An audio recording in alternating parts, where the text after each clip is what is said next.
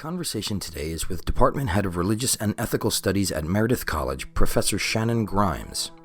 Building upon the subject of her 2005 doctoral dissertation, Dr. Grimes' 2018 release called Becoming Gold, Zosimos of Panopolis and the Alchemical Arts in Roman Egypt, released through Rubedo Press, thoroughly explores the metal coloring process essential to the construction and animation of Greco-Roman statuary in Egypt of late antiquity, via the perspective of the scribal priest Zosimos.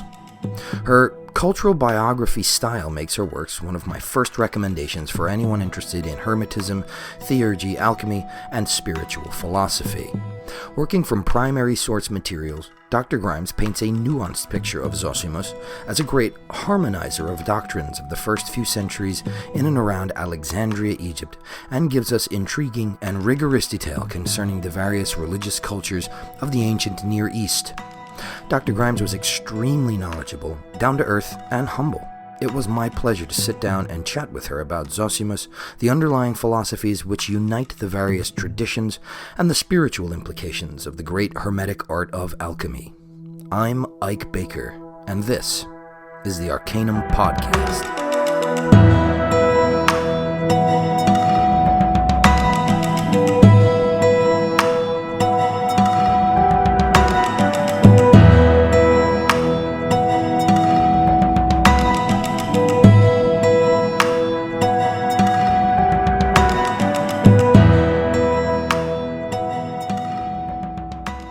What are some of the interests that really drew you to your studies of religion in general and the ancient and late antique past? Well, I've always been interested in religion, I guess, and I think that's because I come from a family that was not religious at all, and I was always drawn to more occult or esoteric. We used to call it occult back then, but those kinds of things. So, for example, when I was 10 years old, I was devouring books on astrology. I'd go up to the public library and get books and do horoscopes for myself and my friends. And I had a Ouija board, and I was doing all that. When I was a teenager, I graduated to tarot cards and got really interested in goddess religion and Wicca, which was, that's sound like typical teens do that, but this was in the mid 80s where not many teens were doing it. It was pretty new, at least in the United States and where I was from. So anyway, I was always drawn to things like that and came at it through my practice and wanting to understand things better. I didn't study religion in college. I mean, I took elective classes in religion and philosophy. But what got me interested in studying more deeply into mysticism and into late antiquity generally was I had a pretty profound, like a mystical experience. And the paganism that I was practicing, this was in my early 20s, there was no framework for what I had experienced at all. And anyway, so I was trying to, that's what drew me into studying more things like that. And I went on to graduate school and started to specialize in Gnosticism, Hermeticism, early Christianity. That's great that you used those experiences as like an impetus towards, I guess, something right preeminently practical, because I think that can be such powerful fuel, such potent fuel for a contribution to the academic discussion or the larger discourse regarding these things. Because there's, as a magical practitioner myself, I consider myself first and foremost a ceremonial magician within the Western esoteric tradition. Through the Hermetic Order of the Golden Dawn. There's not that well assimilated sort of balance between the objective and the subjective. There's still kind of these communities that are attempting to meet or being sort of irresistibly magnetized toward a point of convergence, I think, at this point, by perhaps something, beyond intention on either of their sides. But, it's really that balance point where we personally, I have benefited from reading the work of people like yourself and Dr. Shaw, who kind of come from, I don't want to assume, but not so much of a completely cynical or positivistic approach to this stuff. I think that would be the right word. So, I mean, that it's just been a boon for me in the very short time I've been studying the works of Zosimos, right? Kind of an obscure character. You mentioned that in your book. There's not a tremendous amount of scholarship on it, and whatever is written is sort of cloistered, kept within the confines of academic discussion. But I have found just through your book, and I discovered your dissertation first, but I have found that really it is a connecting link. The Zosimian corpus is a connecting link. But I'm interested. I typically save this question for a little later, after we've tread some territory together. But I think it's safe to ask at this point: are you still approaching this stuff? Is there a practical component to your spirituality in your private life, let's say, or is it at this point, is it mostly academic? I'm curious, because most of the people we have on here are practitioners. Yes, I am a practitioner. That said, I have been involved at times with various groups. I was initiated into Freemasonry, for example, just through the EA. Wow. So I've done that. I've been a member of BOTA, but I don't participate in the ritual aspect of that group. I'm involved with a tarot study group here in Durham. That's wonderful.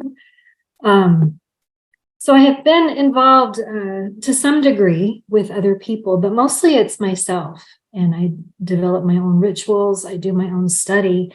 And for me, like my biggest practice, I think, is writing. And I keep what you might call a magical journal or book of shadows. I call it my book of dreams and visions. And I just record sort of what's going on in my head. I try to get things out. And it's the principle of know thyself, right? I get it out. I write my dreams down faithfully, so that I can see myself more clearly and transform myself accordingly. So that's my biggest practice.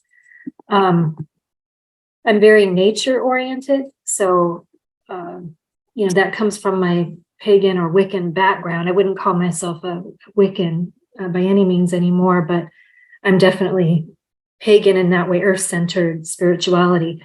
And to that end, I've never been drawn much to ceremonial magic because it's so formal. I prefer a much more fluid, organic kind of ritual and practice.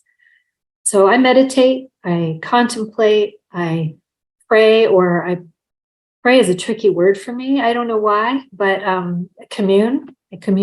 There you go. I do all those things. And I do find it enriches my scholarship, but I also see scholarship as a part of my spiritual practice. I am very drawn to Thoth and the gods of writing. And that was a spiritual practice. To be a scribe was a spiritual practice. To learn, to research, to write. All of those are sacred endeavors to me. That's beautiful. And the more people that I speak with, and I certainly see it true in over the course of my own spiritual trajectory, or really life's trajectory, is that, they're both two sides of the same coin. Not really a great analogy, but it really gets the point across. There's really no physical act that doesn't have some kind of spiritual consequence, and I think vice versa. But it's interesting to see that level of integration. I think that's super important in academic study and in the practice of everything. It's coming towards that alchemical rebus, the harmonization of the polarity there, which is excellent. But I'm curious, how was it that you specifically decided, okay, this guy Zosimos, this corpus of work, this is what I'm going to focus on. How did you get there? So when I did my master's degree at a really cool institution called the California Institute for Integral Studies, which is in San Francisco. Brian Swim, he's a well-known cosmologist, teaches there. They incorporate spirituality to a large degree, integrating, right? Body, mind, soul kind of approach. And they were founded as a school that blends Eastern and Western traditions. Okay, so founded in the 1960s, I believe, by a Hindu philosopher. So anyway, I went to this really cool, unique school for my master's degree. And I took a course on alchemy there. There are, not many places that offered courses on alchemy still today. So I took a course on alchemy, and I read Zosimos. I read, lots of stuff, a lot of Jung, lots of stuff on alchemy, and I had a very difficult time understanding it. I was intrigued, but it wasn't the thing that grabbed me most about religion, or my studies. But when I got to my PhD program, I was taking a course on sacrifice. And I remembered, so I had to write a paper, I was thinking about my term paper, what am I going to focus on? And I remembered Zosimos because his visions, for example, that on virtue or on excellence, it's translated different ways, but the visions of Zosimos, it's full of sacrificial imagery. And so I dug that out and I wrote my term paper on it. And I really enjoyed it. And the more I got into him, the more I was I'm starting to understand him a little bit more. And alchemy was starting to make sense a little bit more. And I thought, this is something that's really going to hold my interest and make for a great project to do for my dissertation. And so it was my first semester of my PhD program. That's great. The visions particularly are pretty wild. I really enjoy them. And what's also interesting is that, okay, so you've gone through the EA and stuff like that, and I'm sure you're aware. Was that through co-masonry? Yes. Yeah, I'm sure you're aware that of some of the other symbolism throughout the craft degrees and stuff like that. So all this stuff is published. But there's so much linking Zosimos to Freemasonry, particularly coming out of the visions, to the symbolism. It's kind of mind blowing. But one of the questions that I had, and forgive my ignorance concerning this, but I know that you talked a little bit about this in the book, but you were obviously privy to the historical documents. You were probably working off of primary source material, correct? Yeah. So that's not, to me, that's like an insane privilege. Do we technically have within, I guess, broader academia, do we have most of the Zosimian corpus in translation, or were you reading Greek, Coptic? So, no, well, it has been translated into French. Okay, so to me, that's still not translated into English. So I had to do some of that work and rely on other people who have done that work. So most of it is in Greek, and some of it there are some Latin pieces to it. A lot of it's in Syriac, which I don't read. So I could read the Greek. I could read Latin, although I didn't get into the Latin text because many of them are also in the Greek. Mm-hmm. Syriac, I relied on the French translation. And then there's some in Arabic too. And a guy named Ben Callum has done some work on Zosimos in the Arabic material recently, which is quite good, I think. And so he's found some, it's mostly, they're taking Zosimian material in the Arabic tradition and reinterpreting it. But he has found some what he considers authentic lines from Zosimian texts. That's excellent. I mean, I hope that we get some translations in the future, I really do, because this stuff is just kind of recently coming to light, and there's quite a bit there, particularly for people, even if you don't have an academic background in this stuff. If you are somebody who, say, has been steeped in or has been trained in particularly the species of theurgy that the Golden Dawn system, has organized and works actively in the inner order in particular. Very interestingly, the outer order is alchemical in nature. It's the solve et coagula, being taken apart by the constituent aspects of your, the elemental aspects of your psyche, and then having to put them together under the auspices of spirit, the quintessence, the fifth element, before you progress beyond, to the light beyond the veil. I think Zosimos might say trying to come into contact with the man of light. There is that theurgy, and if you understand that and you've never read a word of this stuff in primary or secondary material, you'd have enough insight. So it's crossing this bridge of time that is fantastic. It's incredible. But for me, and again, this might have to do with a little bit of ignorance on my own part and an assumption, but I did just get back from a trip to Egypt, so I'm super stoked on that area. I think we might have talked a little bit. I went to Egypt and Greece, but I was in Egypt, I think, right before I spoke to you, and we went to Alexandria. And so for me, in my studies, of that area in the last few centuries BCE and the first few centuries CE, I've been just more and more gradually blown away by how it all converges and sort of melts together, which up until recently, I feel like the consensus was that we really partitioned Hermetism, Neoplatonism, alchemy, mostly academics having the understanding of these through lines, but now it's all coming to like this common ground of Platonism that capitulates in Gnosticism, and you see that it's all one system.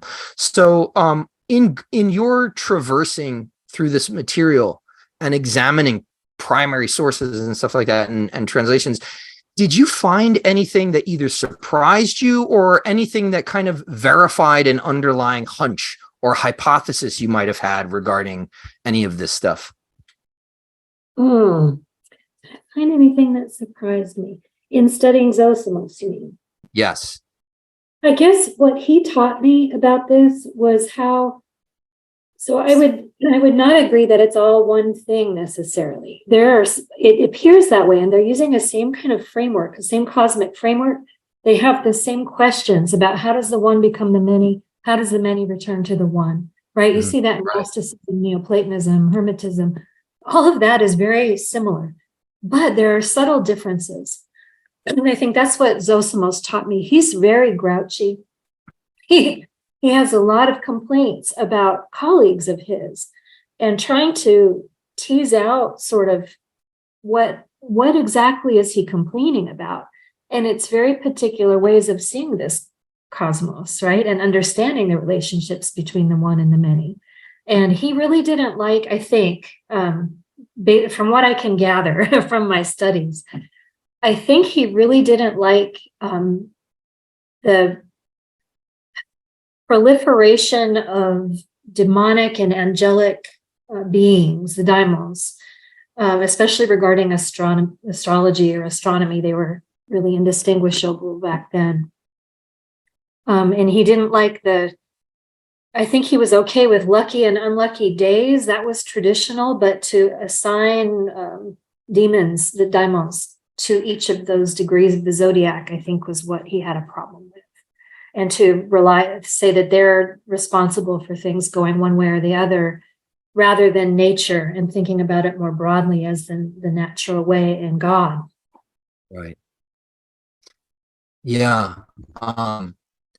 And he sounds like a man of my own heart, to be honest with you, because I'm also grumpy and I have similar complaints. But I'm also Greek, but it's I think he was Egyptian. But one of the things that's really interesting to me about that is that it kind of echoes what sort of a misperception that persists to the current day. And I had the privilege of coming up in a system and not working as a solo practitioner. And so I was kind of immediately right out of the gate introduced to this alchemical formula that precedes essentially a theurgic attempt, But what I find is that magic nowadays is kind of misunderstood as this spiritual thing. And it's in the, really for me, it was the work of Dr. Skinner, Stephen Skinner, that really brought to light that like magic as they understood it back then didn't have anything to do with the sort of conflation or interpolation we give it with having this spiritual trajectory. It was literally just being adept in knowing how to call forth spirits, invisible entities. And that was kind of morally neutral. And in fact, and I think you might have touched on this, believe it or not, and I think it's a point worth reiterating over and over, is that to deal with magic on that level, rather than the theurgic, or as they might call it, like high magic, is to impose your will on like a program. Like you're kind of like contributing, you're messing everything up with by adding to the karma of I guess it's disruptive to a natural pattern. You're now attempting to alter the pattern to conform to your will, which is not the kind of magic that I practice or advise. But a lot of people think that, you know, they're either unaware that kind of magic is practiced even today, and in the grimoire traditions are coming back. They're very, very popular right now. Or they just kind of, you know, there's this conflation, like magic is, yeah, of course it's a spiritual trajectory, when really it was theurgy. Yeah, theurgy, I mean, certainly for Zosimos anyway, that's the right way to do it. That's the higher way. That's the holier way to do it. And magic, trying to impose your will, is confusing. It's egotism. He wouldn't use that, you know, terminology, but we can use that. It's thinking you're all that. Rather, you need to let God, you know, you hope and you try to purify yourself so that the gods can work through you and through your material and come into whatever it is that you're trying to create. You don't force that. You just purify your soul so that you can be a good vessel. Yeah. That can shine forth even from within you. Yeah. Yeah. Becoming gold. Become gold, exactly. So in describing Zosimian alchemy as I think you compared it to the way that Dr. Shaw actually had described Iamblichian theurgy as also demiurgic. In a similar sense, I think you compared the alchemy of Zosimos, what he was talking about, as demiurgic. So again, we're hitting that common ground of that underlying cosmogony or cosmology of Platonism and Neoplatonism. But you also have this Gnostic influence in Zosimos, if I'm not mistaken. And so the Gnostic schools don't necessarily all have a very good view about the demiurge, right? I mean, Valentinians and Basilidians, they weren't as harsh, but still regarded as an ignorant, lower creator. So in understanding those Gnostic influences, do you think that Zosimos, have you kind of found in his writings that he kind of viewed this demiurgic activity and this entity as benevolent rather than, that's an interesting idea to me, right? Because he's trying to create this spiritual ascent. I mean, what part for him does the demiurge play? Is it, you know, is it ignorant? Is it the god below God? So Zosimos talks about more in Hermetic terms as mind and will or word. So he doesn't really use the term demiurge so much. And when he talks about Gnosticism, he tends to talk about it in a positive way. He always talks about creation in a positive way. Well, with some exception. And I think that's part of his teaching tool or teaching style, because on excellence, in the visions of Zosimos that we were talking about earlier, it's like flee matter, let your spirit flee matter. But that's part of it too. You have to die. You know, you have to go through that Negredo phase. You need to go through the blackening, the Assyrian phase of it all, in order to separate and then reunite the spirit with the body. You know, so he talks about nature or matter more negatively in those, but I think it's in that particular context only that he means that. When he talks about Gnosticism, so this has been a thing with Zosimos. Some people would say he's a Gnostic and that he, primarily a Gnostic, that he's more Christian than anything. But I don't get that. Back in his day, and if he was in the Egyptian priesthood, which I think he was, I think, certainly a scribe in the House of Life, working in that context. He's not, if he is a Christian, if he practices any kind of Christianity or holds it dear, it's not an exclusive. He's not like other Christians of his day saying, I am Christian and I forswear all other ways of being. He is not that. He seems more interested in blending and harmonizing different ideas. So when he talks about Gnosticism, when he brings up those ideas, is mostly when he's writing to his colleague Theosebia, who's a female alchemist of some sort. And I'm not sure. I think that she is probably either a widow or a daughter of somebody, and she had inherited her family's business or has now taken on some responsibility for it and is seeking advice from Zosimos. So whenever he talks about Gnosticism, it's in relation to her. And I think she was probably a Christian or possibly more of the Gnostic frame. And I think he's trying to frame things in a way that they can converse with and that it would help her understand the spiritual way. Not that he doesn't appreciate or, subscribe to some of these ideas himself. They're pretty common, as we mentioned earlier, in Hermetism, in Neoplatonism, in Egyptian thought even. But I think he's speaking to her specifically in a Gnostic framework so that it's a way she can grasp it more easily. That's my theory. So as far as how much did he embrace, it's hard to know what he embraced. He talks about when he talks about himself or our beliefs, he talks about foe. That's interesting. I mean, that's a good point. Yeah, because a lot of his stuff was commentary on earlier writers. There's a couple of interesting points in there, actually. This is just such a fascinating subject to me, out of this like one guy, because of the fact that he is, whether he intended to or not, he has kind of this filter point where we are receiving all of the older stuff through his lens, his interpretation at this point. And as you're saying, you're pointing out, so well that he really did try to harmonize rather than exclude, right? He was bringing it all together. So, and in a sense, we kind of see that reemerging today in certain forms of spiritual eclecticism, this attempt to find the perennial philosophy as it kind of flowers in different places under different colors and in different permutations. But I find it interesting. I like the quote from Roland van den Broek. I think he says it's a very curious phenomenon that almost all authentic Gnostic texts have been passed down in Coptic translation. So it's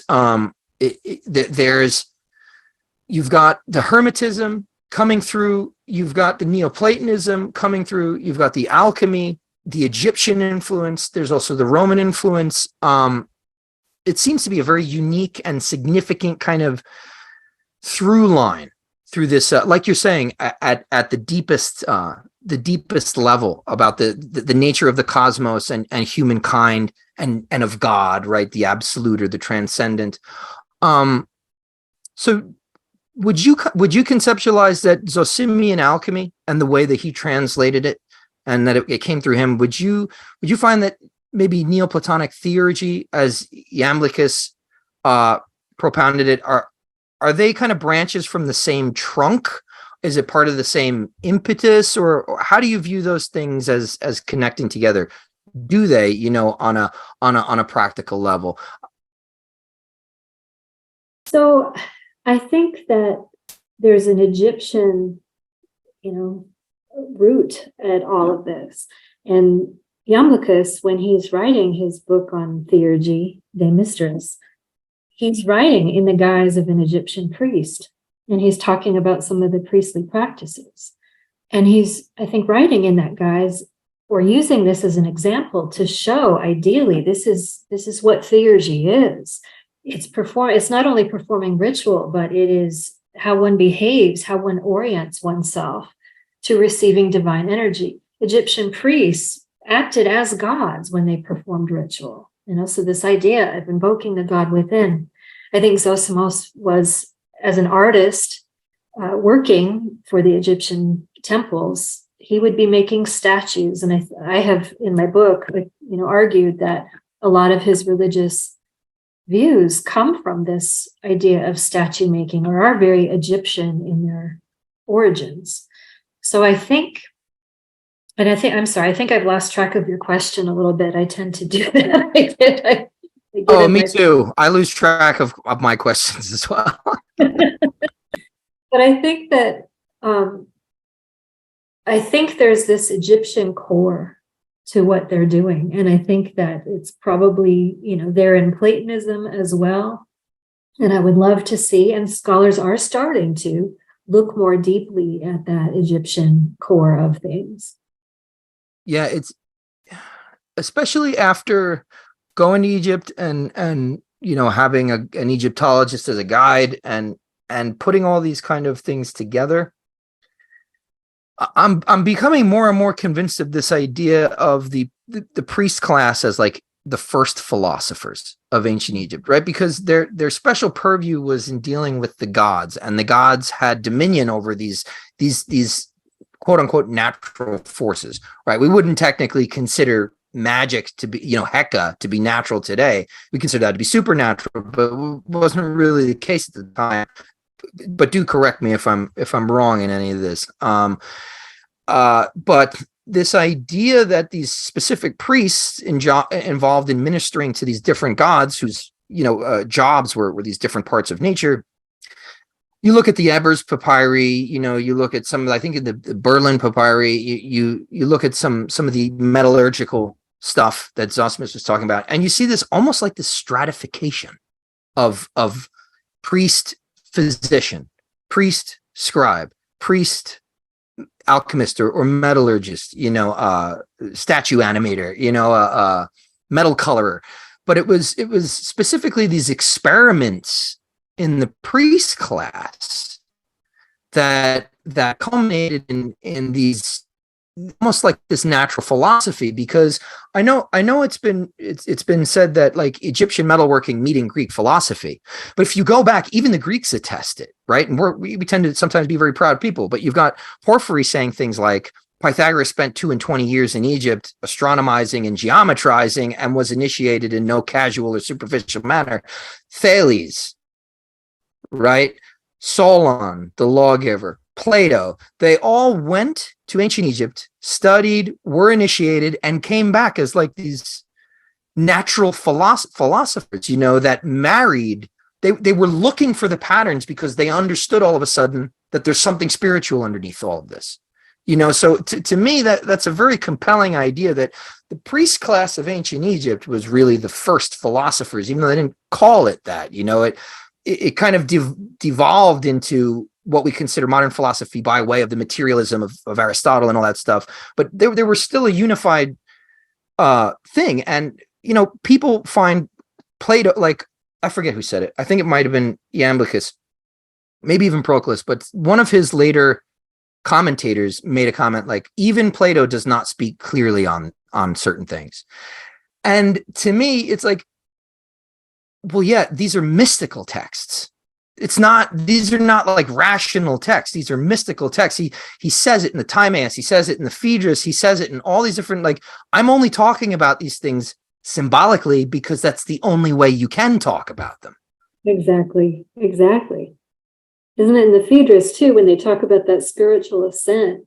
You can only go so far. Rationality can only get you so far. After that, it's fire. It's up to the gods, right? Yeah. And I think that's somewhere in your book is Zosimos talking about maybe Aristotle being like he was a brilliant man, but he wasn't divine because his intellect got in the way. Yeah. Yeah, and he was too focused on the things of this earth. We might have a critique about science that way today, right? They don't try to answer the larger questions or see the divine at work behind all that they do. It's very physical, very intellectual, limited from his point of view. So also in going back to very briefly, let's call it, right, because that's what Gnosticism and Christianity and all that stuff was, Jewish heresy at the time, for lack of a better term. And going back to that kind of through line, because it was very, very prominent there at that time. What are your thoughts on, is it on the treatise on tin, maybe, where he starts talking about the Hermetic Physica and these echoes of the Book of Enoch, and that cover even similar themes of, like, similar motifs to, like, the hypostases of the archons or the apocryphon of John, essentially these fallen beings coming and, having sexual relationship, lusting after human women, and then teaching them things. Where do you think that's coming from? Was that a commentary on like, Hellenized Judaism, or did he incorporate that into his personal philosophy? I'm not sure. He doesn't talk much about that, but that is something that you find in, like, the Book of Enoch, for example. The Watchers. It comes from Genesis 6, the story of the Nephilim, who were intrigued by human women, and they came down and mated with them. It's a very short line in Genesis. I can't remember which line exactly. It's in Genesis 6 somewhere. But anyway, that was a story of some fascination to people in the Greco-Roman period, who would elaborate on that story. And you see most of that done in the Book of Enoch. So Zosimos may have read the Book of Enoch. That could be where he was getting it, but it could have been also, it seemed like that was the story that people were using as to talk about sin and how sin came into the world. At least in some regard. So I don't know. Yeah, because I know it's a popular story. He doesn't do a whole lot with it other than he mentions it, and he talks about a story. I need to go back, and I have my book right here, because it's been a while since I've written about it. He compares, there is a alchemical text on Isis, where Isis is an alchemist, and she has a different experience, if I'm recalling correctly, where she wards off the angels. They are trying to get her to sleep with them and promising her knowledge. She's able to ward them off and get the knowledge anyway. So he holds her up, or holds that kind of model up, to ward off the demons, right? Don't have intercourse, or don't let them in, right? But ward them off. And that's how you get the knowledge that you seek. Yeah. That transcendent idea. Again, I love it. I love his perspective, not only because it agrees with me, but because it's, it's just such a strong testament to this stuff getting passed on, this worldview of, to me, he's that linking bridge between theurgy and whatever came afterward. If you want to call that kind of the Gnostic baptisms of ascent that you find in, like, the Bruce Codex, the Book of Jehu, or whatever, it's the idea of, we have given the gods worship and tribute, right? And we're kind of under the dominion of these sublunary or planetary forces. But the job of, quote unquote, becoming gold or spiritual ascent is to learn to transcend those things, step beyond. I think Israel Regardie, when talking about a golden dawn adept, he says the true adept steps from the sides to the center, leaving the peripheries. And, what he's talking about in that particular passage is, this concept within the Golden Dawn, the vault of the adepts, and each, it's a seven-sided wall, seven-sided room, and each wall corresponds to a different planet. And so it's like leaving the little departments of worship, you're a priest of this god or a priest of that god, and stepping towards away from this worship and tribute, high priest tutelary deity, and now we're on a different mythic arc. We're talking about the hero now, the Greek hero, who saves himself, type of thing, by transcending that stuff. And I found that I really felt that coming out of what you had described in your book, which was extremely helpful, because you look at theurgy and you're like, well, how does this relate to, because so little of it was actually explained by Iamblichus, but you see it's in, for me at least, it's in the Zosimian stuff that you really get that connecting bridge forward.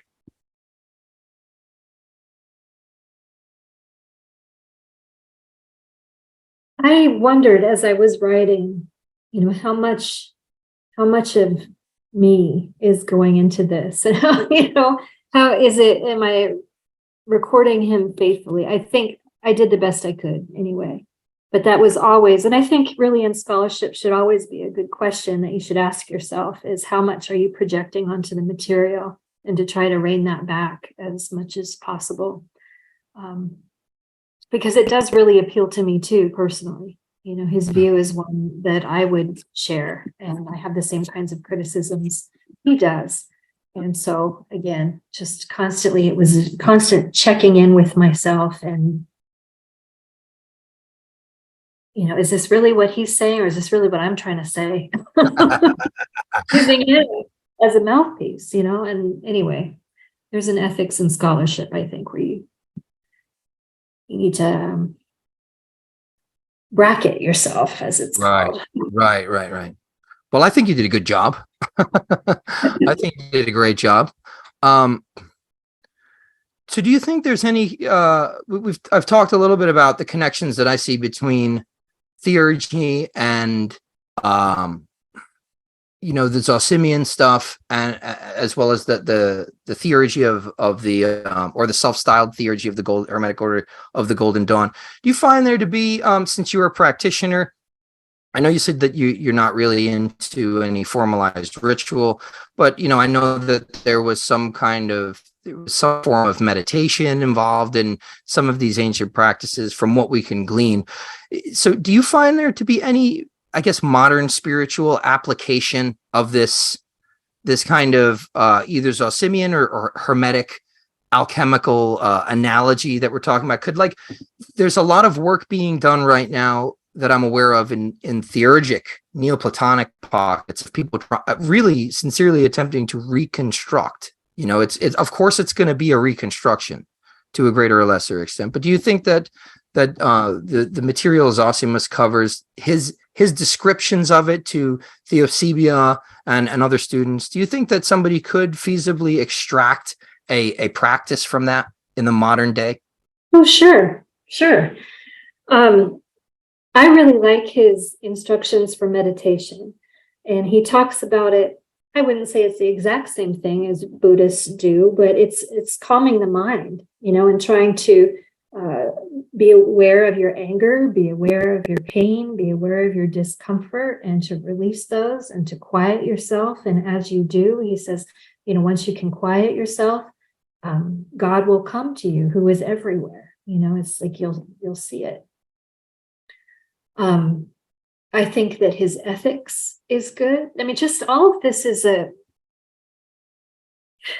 theurgy is not just about doing ritual, but it's an approach to life, and just having your sights set on the transcendent, on the most high, on the good, the true, and the beautiful, to use Platonic terms, and to have that guide be the guide in everything that you do, and to try to be self-aware, and to try to calm your passions, and to divest yourself of your passions and your strong emotions, and to find that calm stillness within you.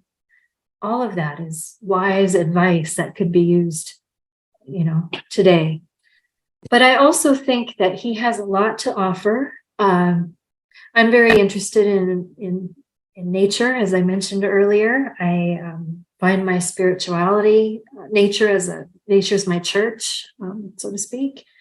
And I think that there's a lot that could be looked at with an environmental kind of ethic and theology in Zosimos's work and Hermetic work generally. I also have been interested in his, just that scribal realm that he's in, the House of Life, which is a part of the Egyptian temples. You probably saw some houses of life, or at least parts of it, the scriptoriums in the temples or annexed to the temples when you were in Egypt.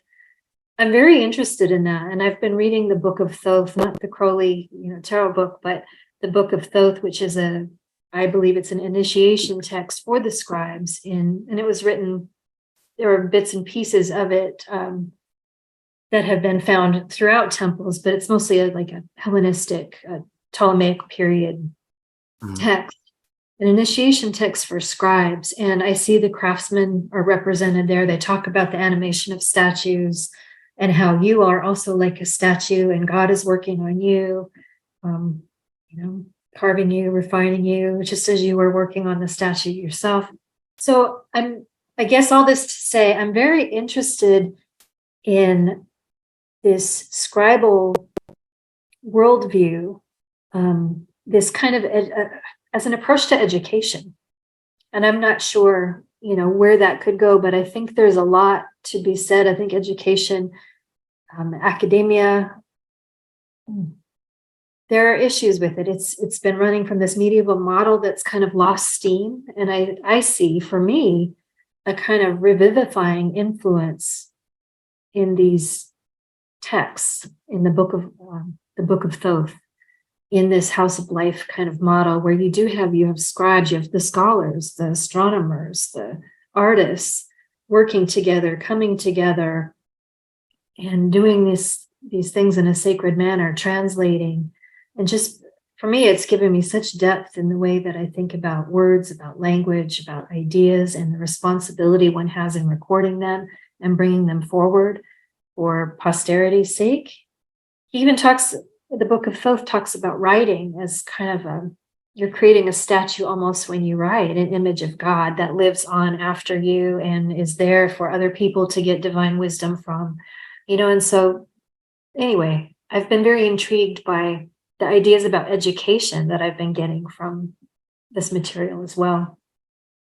That's exciting. Do you think that's some like future work for you in terms of putting forth maybe another volume? I'd be very interested to read some more of your writing. Thank you. I think, yes, I'm working on a paper right now on the goddess Seshat, who is Thoth's companion, counterpart. And I'm writing an article, or it's a conference paper, but I will probably turn it into an article at some point. I usually do, on Seshat in the Book of Thoth. So we'll see. Yeah, I'm really interested in it. That's for sure.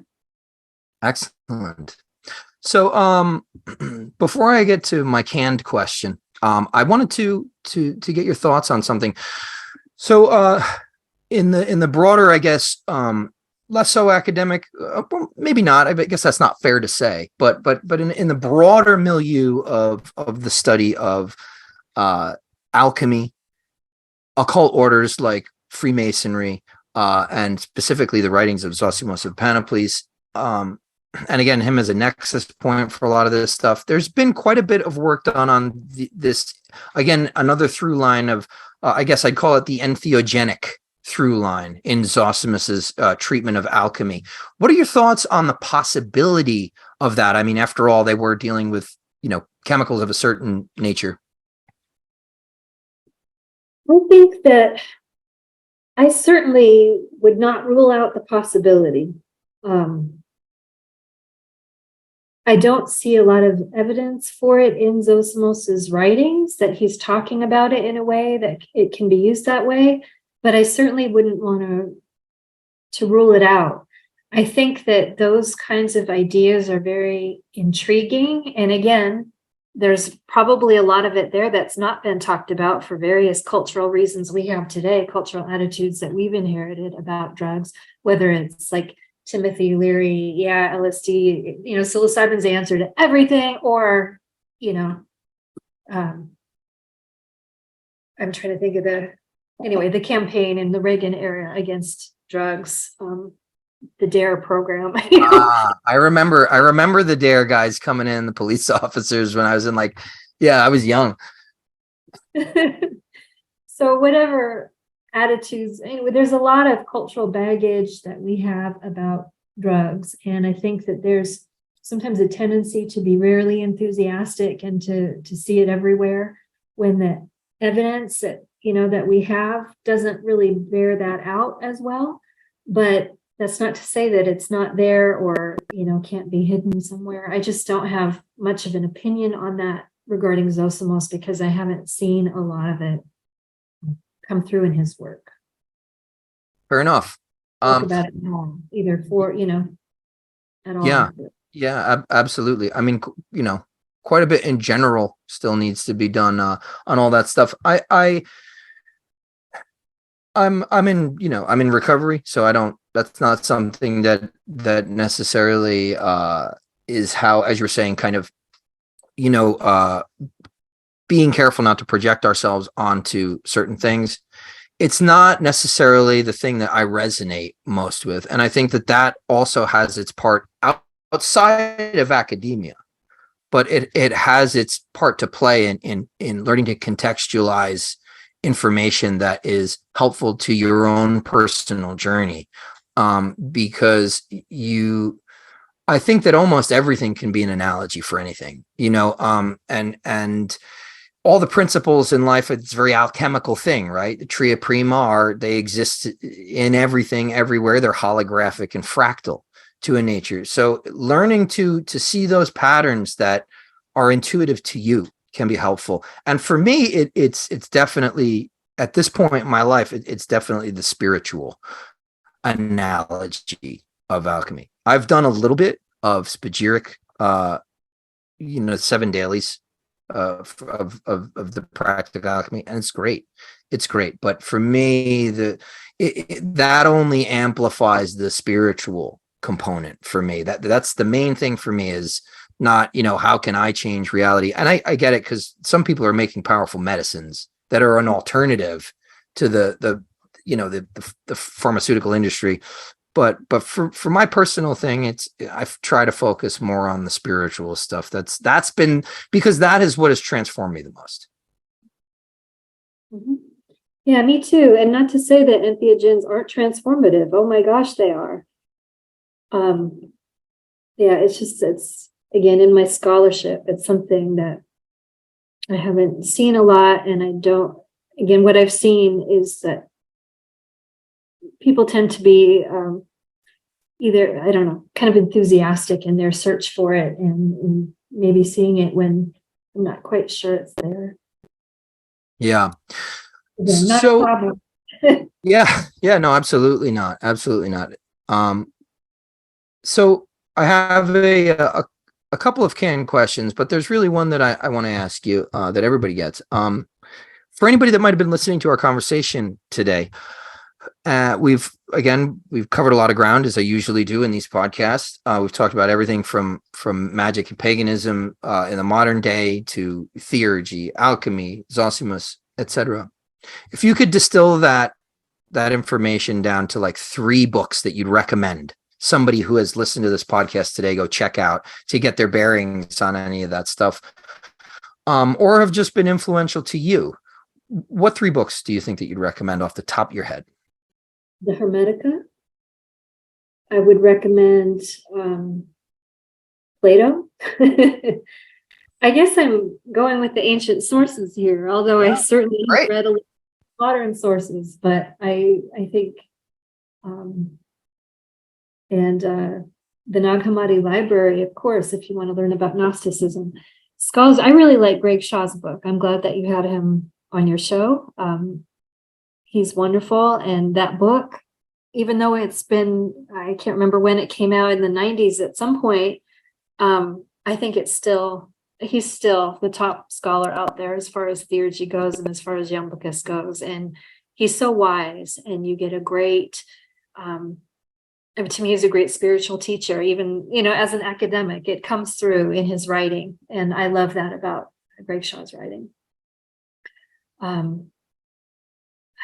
don't know. It's hard to be put on the spot. I guess I go to the ancients. No, I think that those are great recommendations. I think there's a really funny meme about people who are interested in Hermeticism, but go straight to the Kabbalion instead of the Hermetic. It's like, right? Exactly. So you really can't. I like to get my book recommendations from scholars, to be honest with you. So I think those are great, and I really appreciate you taking the time today. And having this conversation with me. I look forward to more of your work, and hopefully we get to talk again. Great. Thank you for having me. It's been a pleasure.